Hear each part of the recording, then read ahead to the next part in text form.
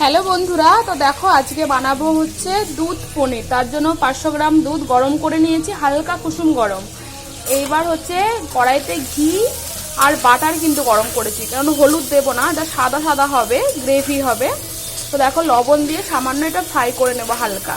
এটা কিন্তু ঘি আর বাটারই দিয়েছি, সাদা তেল দিলে ভালো হয়। সাদা তেল আমার হচ্ছে ঘি আর বাটারেই বেশি স্মেলটা ভালো আসে।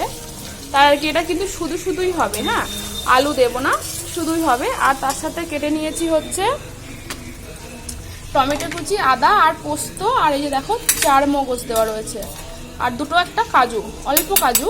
4 মগজ আর পোস্ত, আদা, কাঁচা লঙ্কা, টমেটো, এটা বেটে নেব।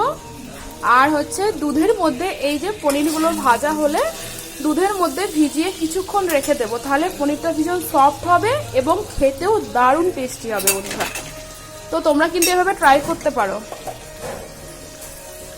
বেশ ভালো লাগে খেতে। মানে পনিরের যে কোনো রেসিপি আমাদের ভীষণ পছন্দের। তো দেখো পনির একটা, মানে বেশি ভাজবো না, লাল লাল করবো না, বেশি হালকা ফ্রাই করব।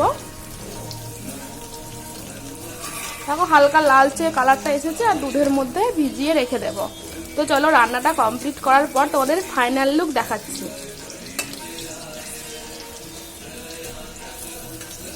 আমাদের কিন্তু পনির ভীষণ পছন্দের এবং এক্সপেরিমেন্ট করে করি আর কি রান্নাটা। নর্মালি আলুর ঝোল পনির দিয়ে রেগুলার ভালো লাগে না, আর আমাদের হচ্ছে সপ্তাহে 2 দিন করে পনির হয়ই, তো সেই জন্য আর কি এগুলো এক্সপেরিমেন্ট করে করতে হয়।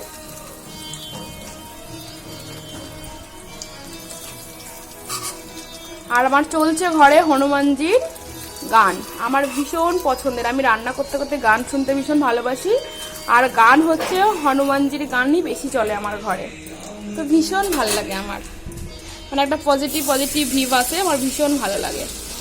তো চলো বাকিগুলো ভেজে নিই। ফুল রেসিপি তোমাদের পরে লিখে আমি হচ্ছে পোস্ট করে দেবো, কারণ হচ্ছে পুরো ভিডিও করার আমার সময় নেই, তাই আর কি ছোট ছোট করে ভিডিওগুলো দেবো। তো চলো টাটা।